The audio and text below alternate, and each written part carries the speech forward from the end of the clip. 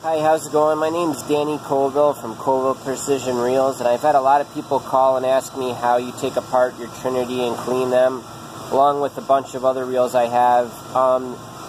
Pretty much the system that I use for the Trinity is going to become standard for all the reels in that lineup.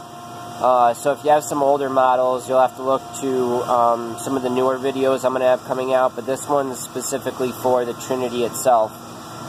So what I have here is I have a Shadow Drifter 2, which is set up the same way as the Trinity, and I have two Trinity 395s, which is our new trout model. It's a pretty tiny little guy for inland trout or for kokanee or dolly varden or whatever you want to use it for. It just makes center pinning a lot more fun during the off season, and you still get a decent amount of line pickup with it being a 395 size. It's got the real nice heavy-duty clicker, and it's got the incredible startup that all the Trinities have.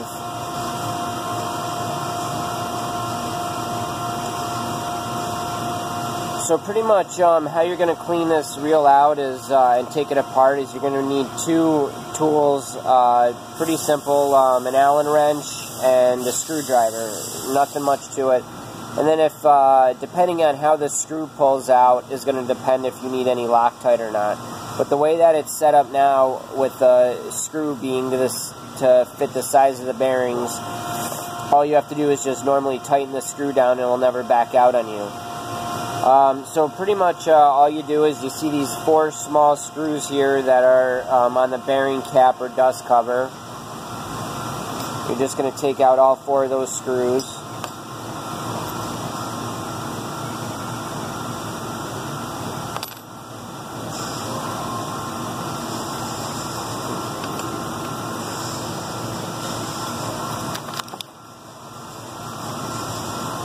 It would help if I would have had the right Allen wrench ready to go.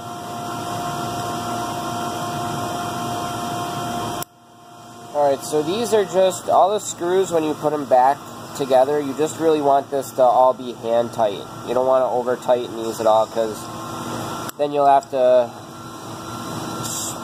drill out this screw and it becomes a real pain in the butt if something gets stripped in these. Alright, so I got those 4 screws loosened up, and I'm pretty much just going to pull those out. If you ever end up losing a screw, just let me know and I'll send you one out or 2 out for some backups for you.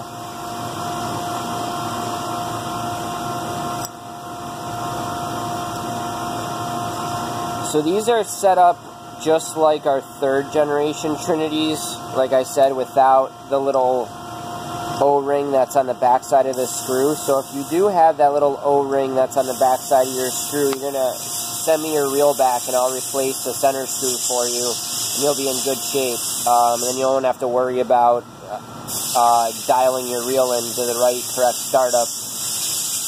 So once you have that dust cover off, you're left here with just a single flathead screwdriver. And what you want to do is you want to try to find a screwdriver that has a really wide flat head and is really thin, but the main thing is you want it to be really wide, because this screw is really shallow, and if you don't have a wide screwdriver, you'll slip out of the screw and you could scratch the reel. So typically, because I use oil in all of my bearings, you'll see some that will drip out of the bearing and sit on the inside of the dust cap. So typically before I take the center screw out, what I'll do is I'll wipe the screw down before I approach it with a screwdriver. So that's what I'm going to do right now. So I'll just wipe off any oil that I had on this screw so it doesn't make it slippery. Alright, so I'm left with that. It's not real shiny. There's no oil left, as you can see. And then I'm just going to take my screwdriver, get it in there, and just back it off nice and slow. And then once you loosen it up, you can just take your finger and unscrew it here. Alright, now make sure your clicker is off, because if your clicker is on, when you go to pull the spool off, one of the teeth will end up getting stuck on top of the gear that's on the that's on the back side of the spool, and it can make it difficult to pull it apart. So now what I'm going to do is just pull my spool out real nice and easy.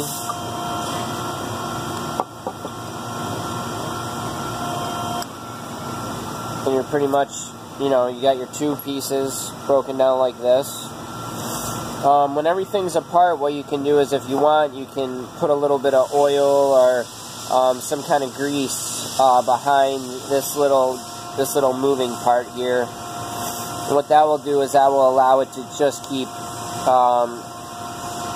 wearing properly, and it'll be easier to turn on and off the clicker.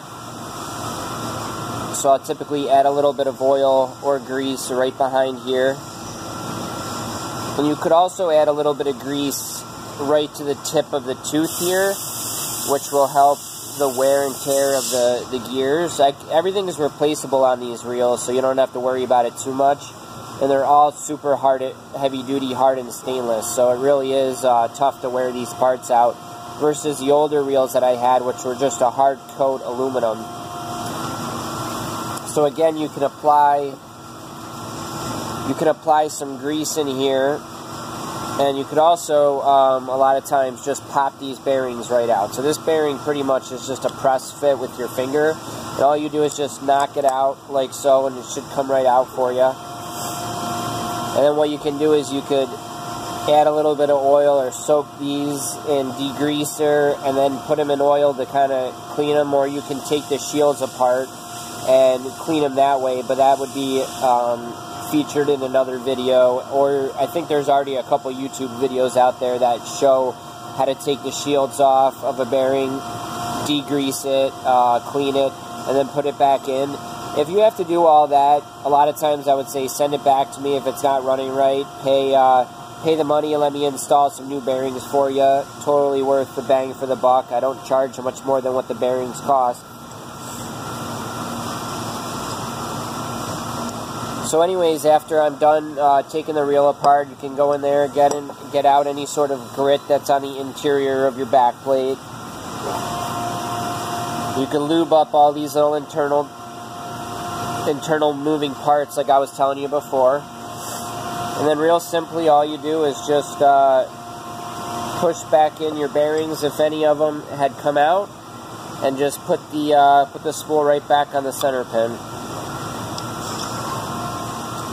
What I typically like to do is, before I put it all back together, is I like to turn the clicker on and off a couple times to make sure it doesn't flip on me or anything like that.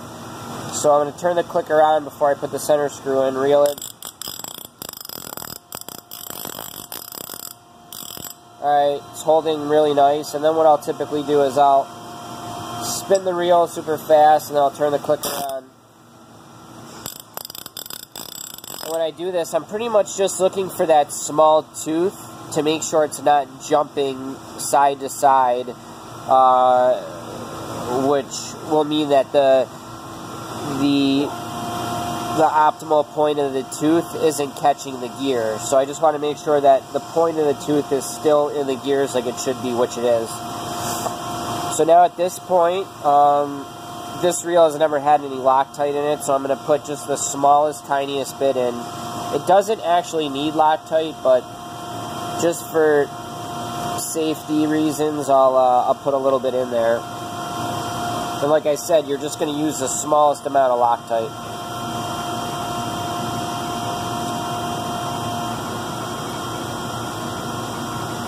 You're just going to spin that center screw with your fingers. And then what I like to do is I like to turn the clicker off, and then I like to spin the reel, okay? And then when I'm spinning the reel, I take my screwdriver and just tighten the screw down. And what you want to see happen is you want to see that that screw will seat and that your reel won't slow down. Because if the reel slows down, that means that this screw is pushing on the inner race, and you have a screw that's too short, and you actually would need to get a longer screw. So that's pretty much the simple details on how to clean out one of these Trinities or Shadow Drifter 2s.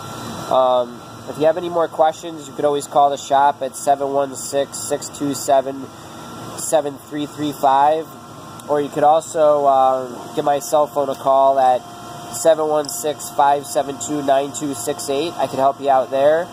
And you could also visit my Facebook page, Colville Precision Reels, Colville Outfitters, and Dan Colville's Custom Rods. And then finally, when I put in my my screws for my center cap, what I like to do is I like to put them in loose at first.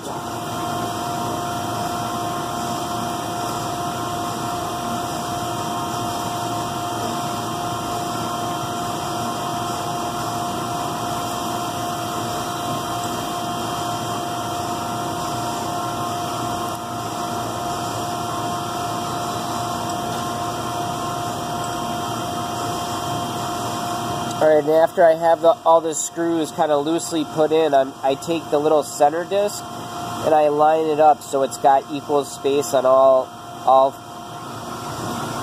of the radius of the circle. This way it just looks a little bit better when it's spinning. It looks more symmetrical.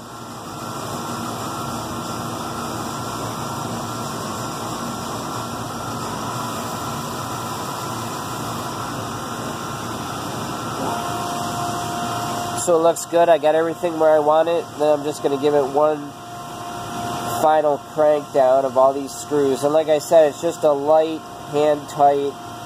You don't want to overdo it because these are small screws. They strip easily. And the chances of them backing out on you anyways are pretty slim to none on these dust cap screws. So yeah, that's pretty much it. If you want to take your handles apart too, it also requires just a simple Allen key. You find the right size. Usually the multi-tools have them, where you get the tool that has all the different size Allen keys. That's the one I really like. Then you just go in there, take the screw out, put a little bit of grease on the outside of the handle post so the handle doesn't squeak. And then you just put the handle on, put the screw in, tighten it down, you're good to go. And then you could tighten down all the way as well. Well, I hope that video helped. I know there wasn't a lot to cleaning these things out. There really isn't. And you could always send them back to me. I can replace the bearings for you for a nominal charge and clean the reel out for you and have her working like new. So thank you again for following. I appreciate it. Look forward to seeing all you guys out on the river. Have a good summer, and we're all hoping for a quick fall to get here. Tight lines.